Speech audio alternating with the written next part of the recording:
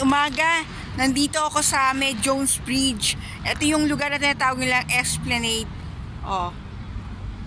Ayan. Galing sa gilid ng post office, dito ako nakarating. Ayan.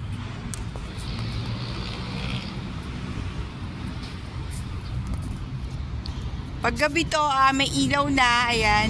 May mga fountain na yung mga statwa na yan. Good morning, good morning!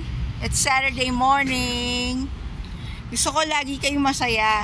Tignan niyo yung brighter side.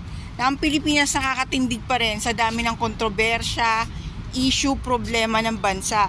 At sa dami ng mga corruptors, nabubuhay pa rin yung mga naghihirap at nahirap na kababayan natin.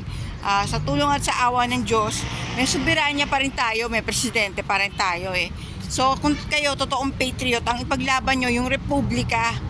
Pero huwag tayo magsasawa ng ime kung may maling sistema. Bumoses tayo. May purpose tayo eh. Asin tayo ng sanlibutan. Para hindi ito mabulok, may asin. So tayo yung asin.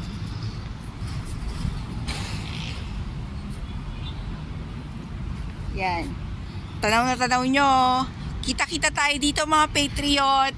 Yung mga nandiyan sa Mabkay tinuro ko na sa inyo kung paano papunta. So alam nyo naman na siguro kung magkakaroon tayo ng assembly.